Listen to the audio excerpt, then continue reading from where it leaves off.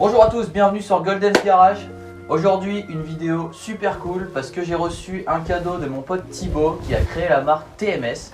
Il m'a envoyé un bike, on va le monter ensemble, on va voir ce qui se cache dans ce carton. C'est parti.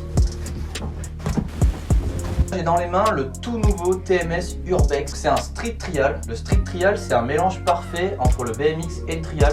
On va avoir une base de trial mais pour un vélo hyper joueur, hyper maniable, avec lequel on va pouvoir faire plein de tricks. Ce cadre il est fourni avec la fourche qui va bien, ça a l'air fumant, on va monter ça tout de suite.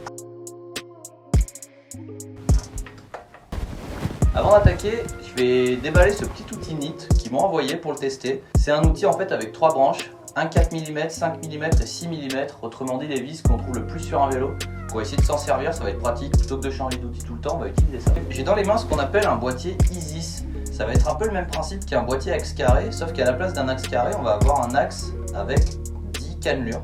Et en fait, tout simplement, on va venir enlever cette bague de serrage, on va visser la cartouche en entier dans le cadre et on va venir verrouiller avec ça. On commence toujours par mettre la petite graisse. C'est très simple. On va d'abord venir monter la bague à gauche qui va se serrer dans le sens traditionnel. Donc cet écrou là, on va vraiment le visser de quelques tours. En fait, ça va servir de guide. Ça va me permettre, une fois que je vais avoir mis l'autre côté de la cartouche, elle va être guidée par l'écrou qu'on a déjà installé. Gentiment.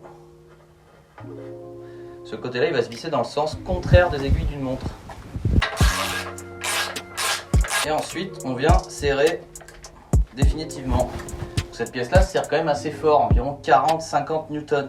Une fois qu'on a serré ce côté, on vient serrer l'autre. Du coup, il est inversé par rapport à celui-là. Nous avons un boîtier de pédalier qui est monté. Sur ce cadre, on va trouver ce qu'on appelle un jeu de direction semi-intégré. C'est-à-dire que les roulements vont être intégrés dans le cadre, mais quand même avec des cuvettes en haut et en bas qu'on va presser tout de suite. Et on se retrouve avec les deux cuvettes. On va mettre un peu de graisse dans le cadre. Ça évitera les craquements, la rouille. Et on va venir utiliser cet outil, une presse à roulement. Donc on vient tout simplement prendre sa cuvette, la placer comme ceci. L'outil.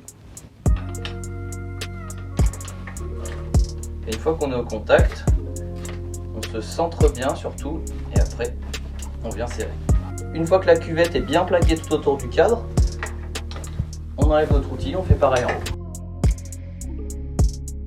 Il y en a qui disent qu'on peut faire les deux en même temps. Moi j'aime pas faire les deux en même temps, il y a 2 fois plus de chances qu'il y en ait une des deux qui se mette de biais et de casser le cadre. Franchement ça prend 5 minutes de plus de les faire une par une et au moins on est tranquille. Après, comme vous voulez. Cet outil là il est super pratique, je vous le recommande. Moi je l'avais pas avant, c'est Alltrix qui me l'a envoyé, donc un grand merci à eux. Mais si jamais vous n'avez pas ça, vous pouvez toujours utiliser un marteau et une cale en bois, mais faites bien attention de protéger le cadre en haut, en bas, la pièce, pour pas marquer la pièce en tapant dessus avec un marteau. Et surtout de faire gaffe de la mettre bien droite, de taper tout autour au fur et à mesure pour que ça rentre bien droit. Mais je vous recommande quand même de vous procurer cet outil, c'est bien plus propre. On va maintenant monter la fourche. Cette fourche elle est vachement bien pour plusieurs raisons. Déjà parce qu'elle est en alu, très léger. On va avoir un axe traversant, ça c'est indispensable pour moi. La patte de frein directement intégrée sur la fourche, donc pas besoin de rajouter une petite cale. Et surtout un beau pivot conique des familles, bien résistant. Je pense que c'est le top. Donc on va commencer par mettre un petit peu de graisse sur le pivot. Tant qu'on a la graisse dans la main, on va venir en mettre en haut et en bas dans les cuvettes. On place notre cône, fourni avec le jeu de direction. On vient graisser ce fameux cône, bien de partout comme ça. Je mets mon roulement du bas directement sur la fourche. Mon roulement du haut, je le mets là-haut. Non, lui glisser la fourche. Je viens mettre, ici c'est intégré en une seule fois, mon petit cône et mon capot en haut pour l'étanchéité. Faire attention au joint là, de le mettre bien correctement. On vient placer des petits spacers. Je vais venir m'en mettre 2,5 en dessous.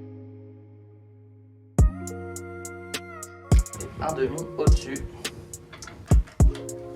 J'ai pas précisé tout à l'heure, mais la quasi-totalité des pièces qu'on va monter sur ce vélo sont des pièces TMS. Donc là j'ai la potence TMS. Je lui installe un guidon TMS qui va bien avec la potence. Il est super cool, super beau.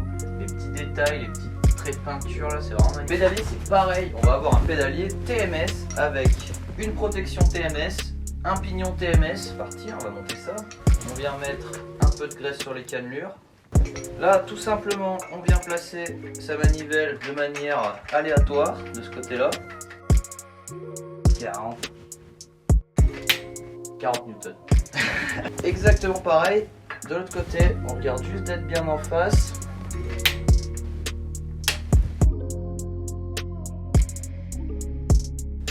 La petite selle TMS, les nouvelles selles TMS sont super cool avec les petites surpiqûres rouges. Putain, je crois une Ferrari. Grosse nouveauté cette année, c'est l'apparition du serrage de selle intégré en dessous. Là vraiment c'est la petite finition qui va bien. Pour les roues, on va l'équiper d'une paire de roues TMS avec un moyeu TMS, un cercle TMS. Le nouveau moyeu, il a l'air fumant. Ces roues, c'est moi qui les ai rayonnées, on l'a pas mis au montage parce que c'est assez long de rayonner des roues. Mais si vous avez envie d'avoir un petit tuto sur comment rayonner des roues, n'hésitez pas à nous le dire en commentaire, on vous fera un petit tuto. On va monter ça sans plus attendre. Cette roue arrière elle est vachement bien parce qu'on a des axes mâles et un moyeu femelle. Donc ça fait vraiment une finition impeccable. On n'a pas les axes qui dépassent. C'est plus sécurisant, c'est plus joli, c'est plus facile à installer.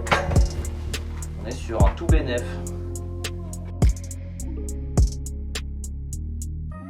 La roue avant, pareil, moyeu TMS, jante TMS. Axe traversant, comme on l'a dit tout à l'heure. En axe traversant, toujours mettre la petite graisse.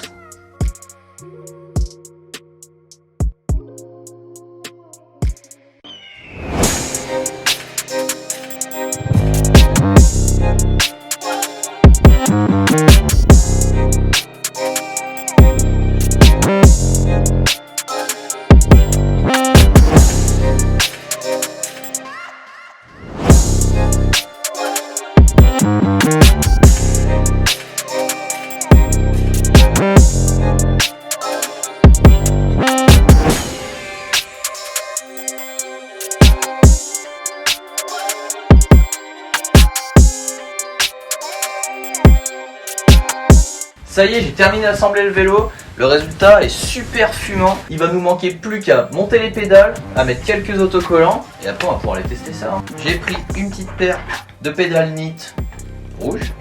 C'est les pédales produites par Ultrix. Et d'ailleurs vous avez 10% de réduction si vous mettez Hugo NIT 10 sur Ultrix. Donc ça vaut le coup.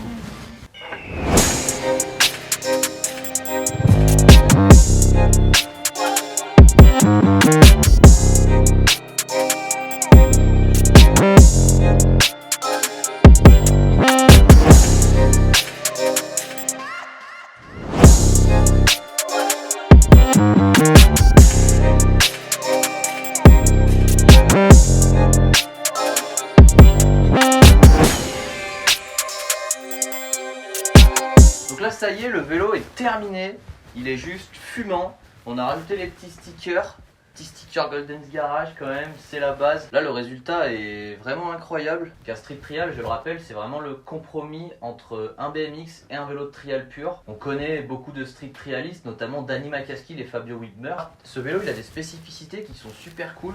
On l'a dit tout à l'heure, il y a un axe traversant sur la roue avant. La roue arrière, on va avoir deux axes mâles, un pivot conique avec un passage interne à l'intérieur du pivot de fourche et un passage interne dans le cadre. C'est pour pouvoir tout simplement faire des tours avec le guidon. C'est pour ça qu'on a la durite qui est enroulée autour du pivot. On a un tordeur de chaîne directement intégré au cadre, ce qui nous permet de ne pas se faire chier avec une torsion de chaîne finalement. En freinage, on a mis du gros Magura MT7 Pro, les plus gros freins de chez Magura, 4 pistons, ça va freiner un camion l'affaire. En même temps, sur un vélo de trial, c'est vraiment important d'avoir des freins qui freinent parce que on est souvent en équilibre sur une roue, sur l'autre, on a besoin de se bloquer, de s'arrêter, donc c'est super important d'avoir des freins très puissants pour pouvoir tester ça et voir si c'est bien comme frein. Il a ce qu'il faut là où il faut, c'est vraiment magnifique.